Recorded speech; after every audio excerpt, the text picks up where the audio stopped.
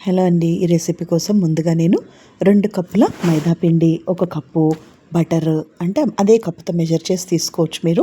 ఆ తర్వాత ఒక అర చెంచా బేకింగ్ పౌడర్, పావు చెంచాలో సగం బేకింగ్ సోడా, తర్వాత పావు కప్పు పాలు, యూహెచ్టీ మిల్క్ తీసుకున్న మీరు బాయిల్డ్ మిల్క్ తీసుకోండి, పావు కప్పు పెరుగు, పావు కప్పు మిల్క్ పౌడర్ వేసి అన్నీ కూడా జాగ్రత్తగా కలిపానన్నమాట.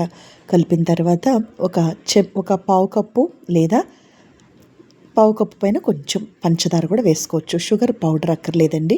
2 బ్రెడ్ ముక్కలు కూడా యాడ్ చేసి వీటన్నిటిని కూడా నేను మెత్తగా మిక్సీ పట్టేసుకున్నాను.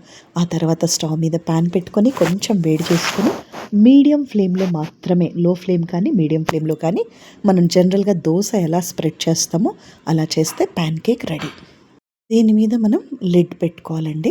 తర్వాత కొంచెం హనీ యాడ్ చేసుకోవచ్చు సర్వ్ చేసేటప్పుడు. అయితే లైవ్ వీడియో ఉంది.